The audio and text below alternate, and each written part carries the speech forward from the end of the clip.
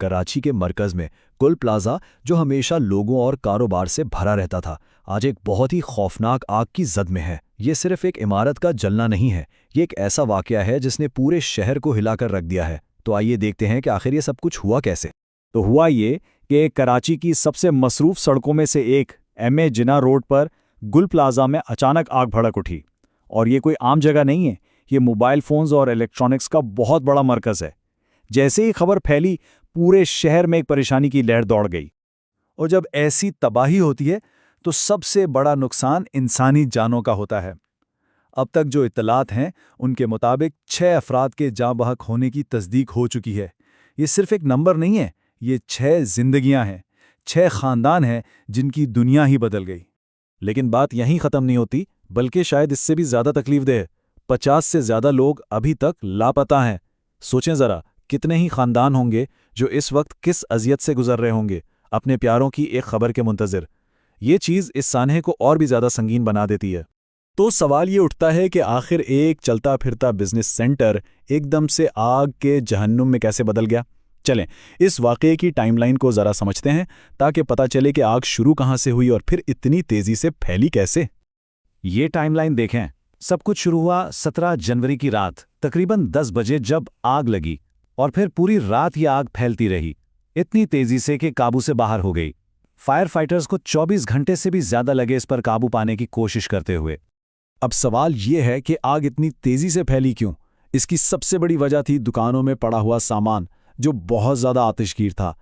इस सामान ने तो जैसे आग पर तेल का काम किया, और देखते ही देखते शोले इमारत के ऊपर से लेकर नीचे तहखाने तक पहुंच गए। और जो रेस्क्यू टीमें वहां पहुंची, उनके लिए ये कोई आसान काम नहीं था।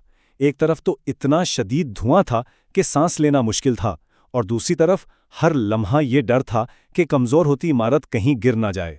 यानी जान बचाने वालों की अपनी जान खतरे में थी।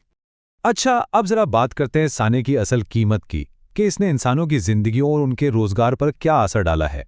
जो 6 लोग जान बहक हुए, उनमें एक बहादुर फायर फाइटर भी था, जिसने दूसरों को बचाते हुए अपनी जान दे दी।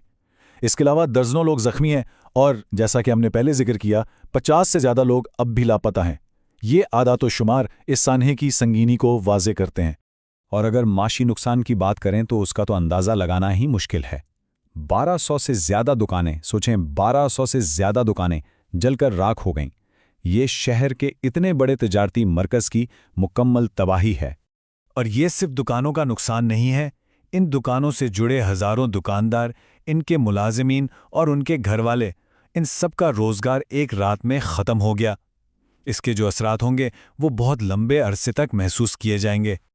इस सारी तबाही के बाद सवाल ये है कि हुकाम ने क्या किया।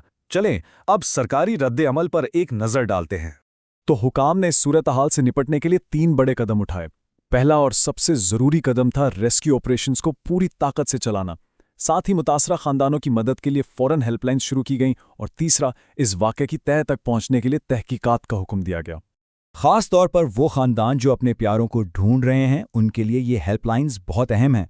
इन नंबर्स पर वो लापता अफराद की इत्तला दे सकते हैं, और उन्हें ताज़ा तरीन मालूमात भी वहीं से मिल रही हैं। ठीक है, ये तो हुआ सरकारी रद्द-ए-अमल। अब ज़रा देखते हैं कि कम्युनिटी इस साने पर क्या रद्द-ए-अमल दे रही है और आगे का रास्ता क्या नज़र आता है। ऐसे मुश्किल वक्त में पूरा शहर मुतासरीन के साथ खड़ा नज़र आ रहा है। सबका एक ही पैगाम है, जिन खानदानों का नुकसान हुआ है उनका सहारा बनना है। जो रेस्क्यू टीमें दिन रात काम कर रही हैं उनकी हिमायत करनी है, और सबसे अहम, अफवाहों पर ध्यान देने के बजाय सिर्फ मुसद्दिका मालूमात पर भरोसा करना है। और आखिर में ये सानेहा हमें एक बहुत ही अहम सवाल के सामने ला खड़ा करता है। गुल प्लाजा की इस राख से हम क्या सबक सीख सकते हैं? एक शहर के तौर पर मुस्तकबिल में ऐसे वाक़यात से बचने के लिए क्या इक़दामात किए जा सकते हैं? इन सवालों के जवाब तलाश करना अब पहले से कहीं ज़्यादा ज़रूरी हो गया है।